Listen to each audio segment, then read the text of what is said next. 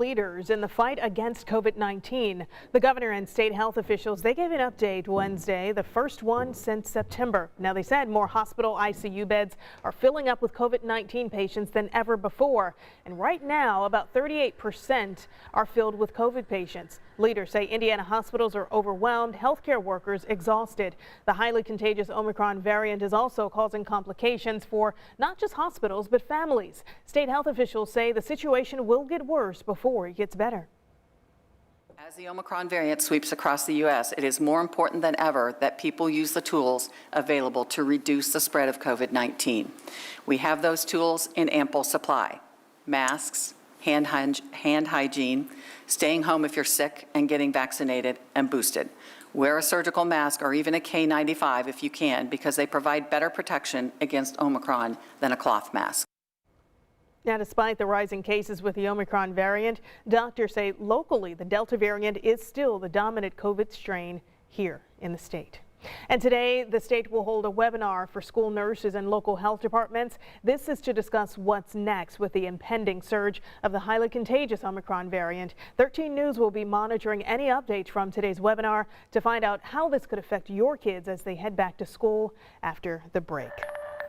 Well, during Wednesday's briefing, the governor also responded to skepticism from Indiana Attorney General and fellow Republican Todd Rokita about the state's COVID numbers. In an interview earlier this month, Rokita said he didn't believe the numbers when it came to the pandemic, claiming the situation was politicized. Wednesday, the governor called those comments demoralizing. He said the AG is welcome to look at the numbers, ask questions, and report any issues to the Inspector General. It's quite serious when you accuse or insinuate anyone of inflating numbers. In my book, that's called fraud.